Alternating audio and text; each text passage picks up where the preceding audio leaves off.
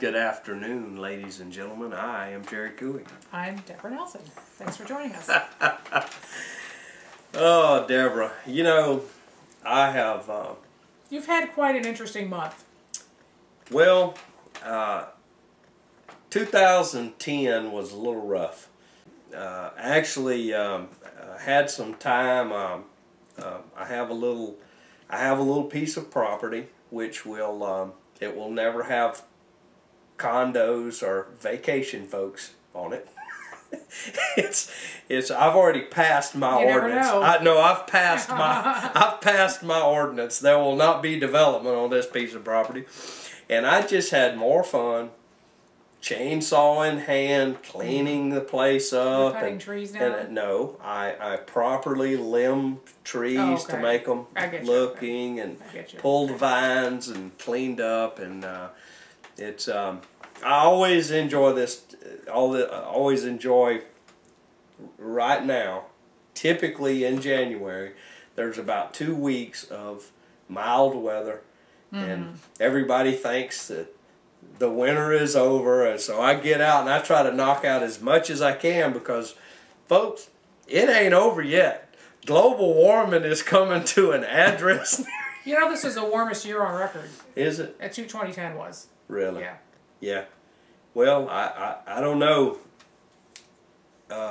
Just a couple weeks ago, there was snow in every state except for one. Yeah, I know. It's still warm, though. You know, sometimes when it's a little warmer is when it snows more. Well, folks, here is the topic for this week, and we have some video from a county commission meeting.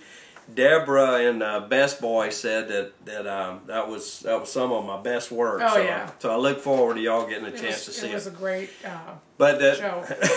but the topic is protection of Whiting Field. And let me say this again, just like I did at the county commission meeting. I agree in the mission. I believe that we should protect Whiting Field. And when they say protect, what they mean is take our money and buy somebody's land. Right. Development rights, not the land. They don't get title. Right. Just the quote-unquote development rights. You know, the JLUS study was done. The idea was that if you find some willing property owners around Whiting Field that were willing to sell, the Navy, in cooperation with the county, we in some of the deals it has been some county money that went into it. On the ones that the pieces of property that the county put their own money in, now the Navy is buying that back from them. You know, technically speaking, for the most part, there hasn't been a whole lot of local county tax dollars put into that. But I will remind you, as I always do, that whether it is state of Florida spending the money or whether it is the United States government spending money, it is still our tax dollars, plain and simple. Well, especially since we're hearing so much about how the Department of Defense needs to cut their budget's so ballooned out of control and so on and so forth. And you hear all these horrible stories about how they hired these contractors who were either too inept or probably too corrupt to do their jobs. And they had, I think it was 12 soldiers in Iraq and Afghanistan were actually electrocuted in the shower because the wiring was bad in the lights. So they've got these junky contractors. They're shoveling all this money over these people, right? And yet they can't even cut. Yet they're spending all this money here, right? But we still have money to spend here. Yeah, exactly. Here is and I'm going to express my humble opinion. One person would say that an individual is a good businessman. The other one would say, I think we should have handled it. My humble opinion is I think we should have handled it a little bit different. But the JLUS study was made public in 2002, and it was announced in 2002. It was actually completed in 2003. Right. So it's out there, and one of the things, and certainly it's just coincidence. And the JLUS study is a study that basically said we're going to limit development around the base. Right. So in 2002, 2003 time frame, it was made very public that development around the base was going to be limited. Right. And at which time, and folks, Deborah and I both, we've spent many hours looking at it. You'd be surprised how much property was bought around Whiting Field after 2004.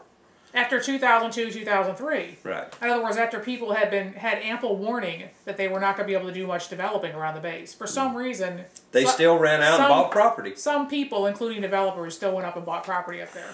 So, once again, let me say this. I agree in the protection of Whiting Field. It's an economic engine for Santa Rosa County. But sometimes I think we're getting a little out of hand with it. And specifically, and actually, I just heard it as a little bit of rumor. And I couldn't believe that it was true. That a citizen had told the county, hey, I want to sell my property. I want to sell the developmental rights, but I still want to build houses on it. I thought somebody was kidding with me about that. Still wants to. He's got 40 acres. Right. And he still wants to build 2 houses on it. Right. And so, you know, I have to go to the experts on this. So I went to the county commission meeting, and lo and behold, here is a person who doesn't just want us to buy the developmental rights on 40 of the 42 acres and maintain 2 acres to build a house on. He wants us to pay full developmental rights on all 42 acres and still wants to build 2 houses. Right. And he apparently purchased the property in 2004 for I believe it was $120,000. Right. 126. Yeah, $126,000. Now he's going to get $140,000 just for the developmental rights, quote unquote. And he gets to build 2 houses. 2 beautiful home sites, each that'll have 20 acres to themselves. Yeah, right. Yeah. Well, no, he's saying the home sites will be on will be on 2 acres of it, and then the rest, the other 40 acres, will be undeveloped. That's what he's saying. Well, sure they will. He's going to be required, if they allow this foolish deal to go through, he'll put those 2 houses as far away from Whiting's fence line, and then he'll still have 40 acres of beautiful wilderness to call his own. I don't know where he's going to place it. That did not come out. You know, look, it's absolutely... That may or may not be true. It's absolutely ludicrous. I do not understand, and certainly, folks, you'll see in the videotape at the county commission meeting. I do not understand how anybody in their right mind could think this is the proper thing to do. You know, say here's $140,000. For your developmental rights on property you paid $126K for. Here, make a profit on it. Right, and build on it too. Yeah, here, go ahead and make a profit. Who wouldn't want to own a house with 20 acres? Right. That nobody can. Yeah. It'll be protected by property rights. That Uncle Sucker has paid a $14,000. Nobody can walk on your property. Right. You could grow fruit trees or hardwoods or absolutely. cows or whatever you want to do. You can do with whatever you want to forever. Right. So you make a profit.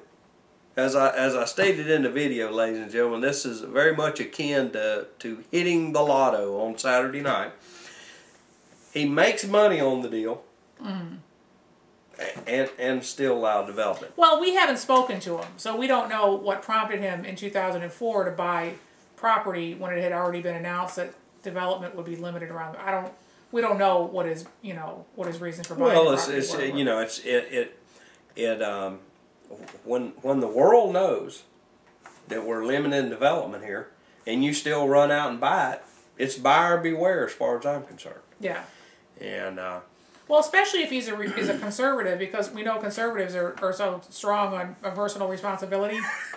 I know that's a foundation tenet of the conservative creed. Yeah. You see, folks, this is the kind of stuff I have to put up with on a regular basis. No, I just, and Best Boy raised his hand too. He has to put up with it all the time. And the dog, where's the dog? The dog has to put up with that liberal mindset. He's a liberal. There's no doubt.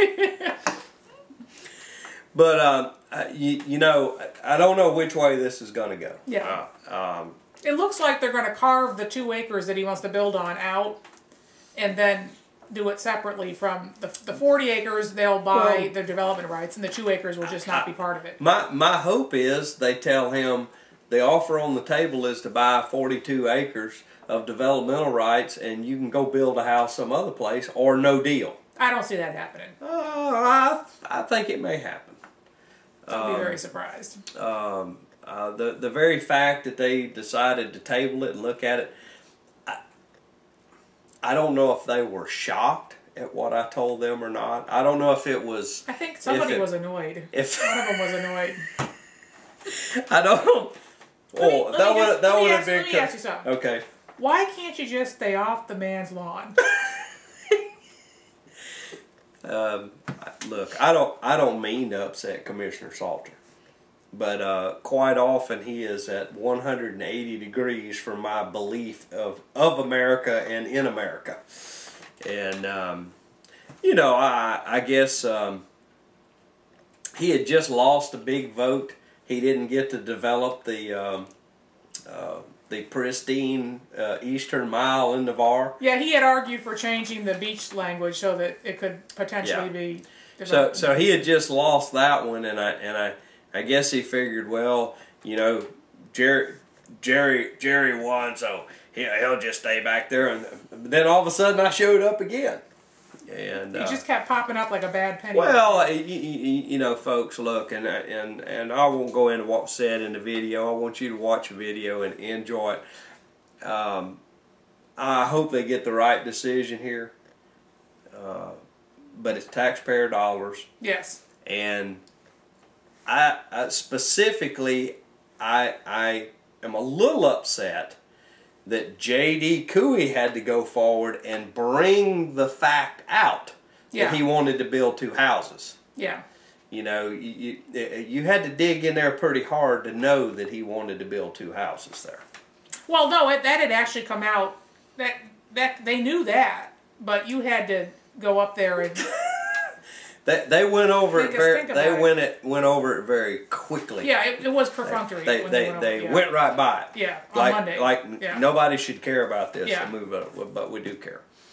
We're going to take about 3 more minutes here, folks, and talk about the Garcon Point Bridge, lovingly referred to as the Bo Johnson Bridge. Very sad. The very same Bo Johnson that is a convicted felon who spent 18 months in the federal penitentiary for tax evasion for the many, many evil wrongdoings that he participated in, and is still messing with you, the taxpayer, today. That's the bridge we're talking about. He's still impacting the taxpayer today through the bridge. There's only one way out of this thing. Yeah, they've now raised the right, and I will. Here's the deal on the Bo Johnson Bridge. The bonds were sold. I guess that was 94-ish. But anyway, when the bonds were sold, all the agreement in the bonds was already written. The bondholders could read through that. It had traffic counts and what the toll is going to be.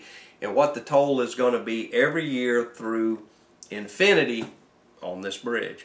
The toll is not set by the Board of County Commissioners. It is not set by the Bridge Authority.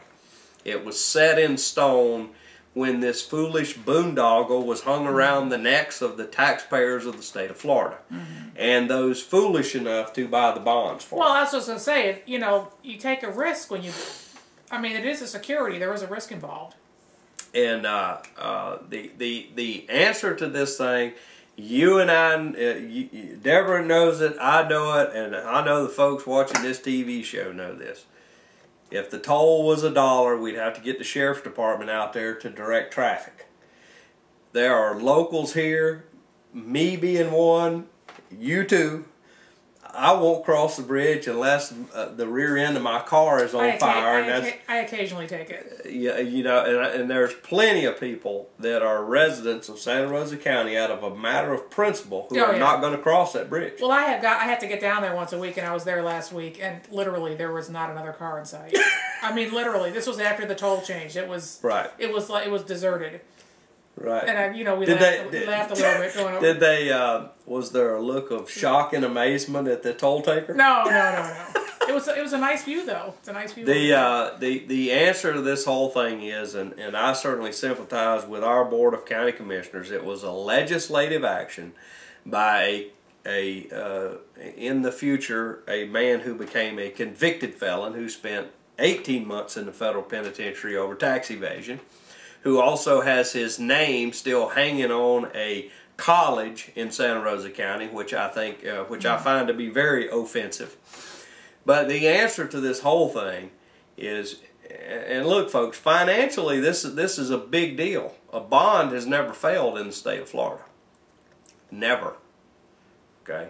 The answer to this is that whatever is left dollar-wise to pay off the bondholders, the state of Florida would behoove itself to make a motion to pay off those bondholders. You know that the taxpayers are currently paying the maintenance on that bridge, right?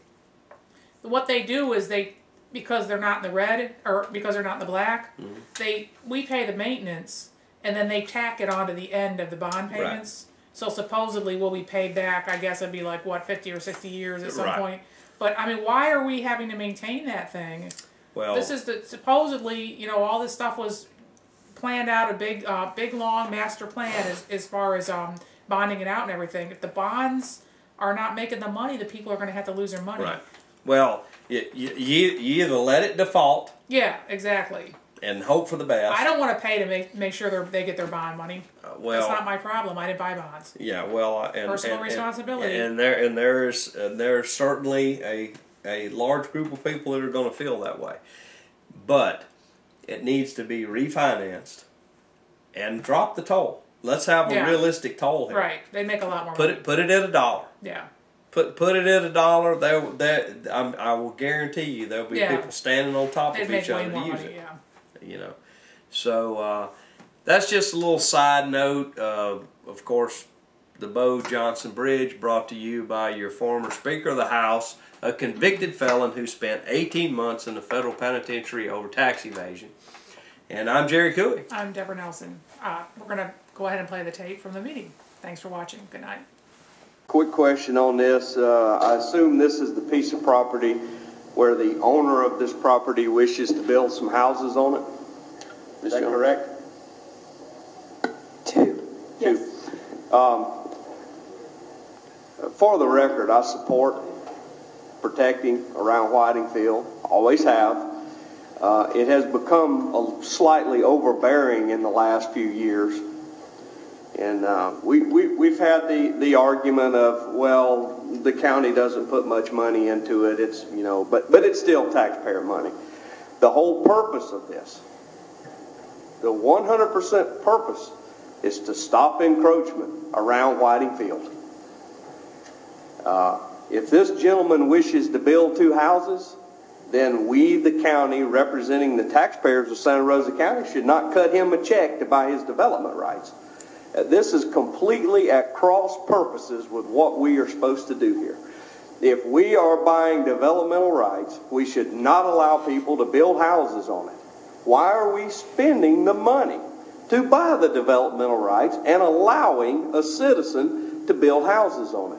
The whole purpose here is so that the jet and the plane and the noise doesn't become a problem. I've been here a few times before discussing this agenda, but this one's put me over the top here.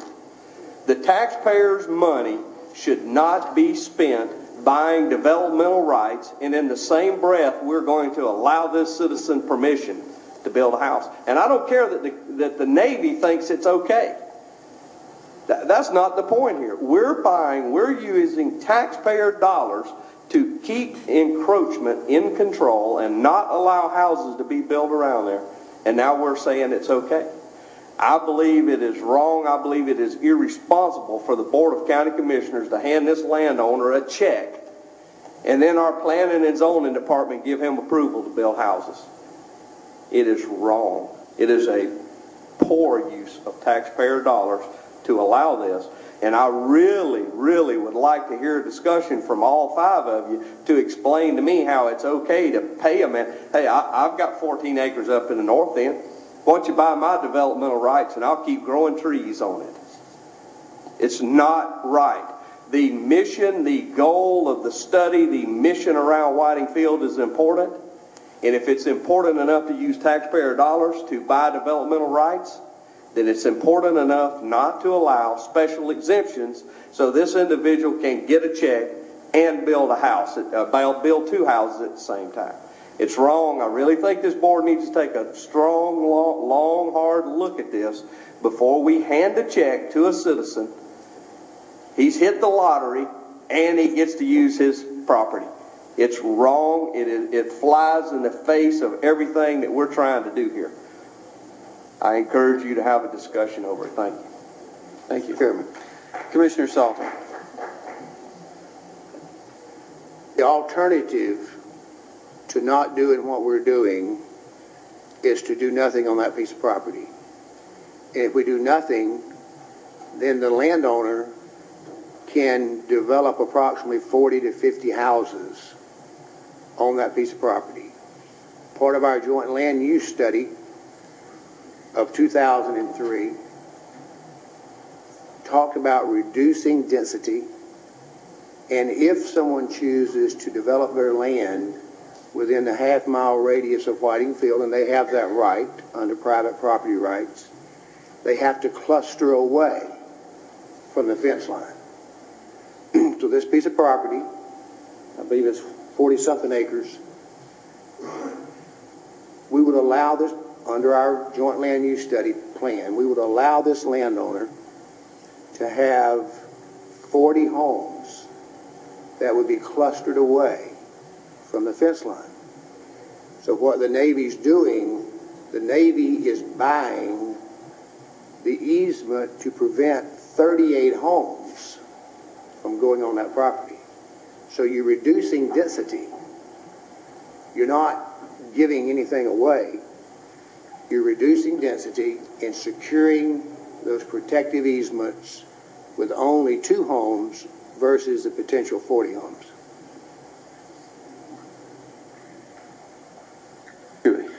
I will point out, as I have pointed out many times before, this board can stop development any place they want to. There was a man that stood right here at this counter and wanted to have a C&D pit near Whiting Field, and he was told no, he was denied. But the issue here is, and I appreciate your argument in this, Commissioner Salter, you say it eliminates 38 houses. I will reiterate my position again. We are spending taxpayer money and then allowing a man to develop property.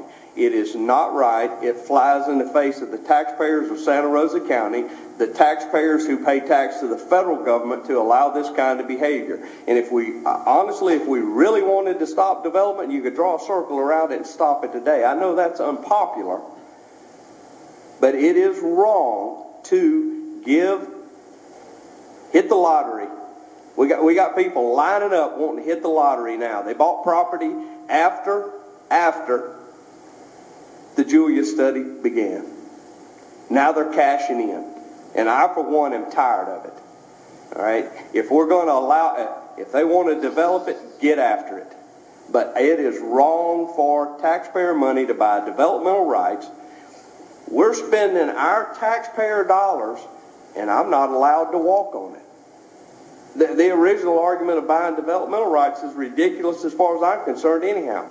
In the Griswold example, we paid 75% of the appraised value for the developmental rights, and Bob Cole can't drive his four-wheeler out over it. I can't walk on it and hunt on it if I want to. 75% of the appraised value. It's wrong. It is wrong to allow to hand taxpayer money to a man and then tell him you can go ahead and develop it.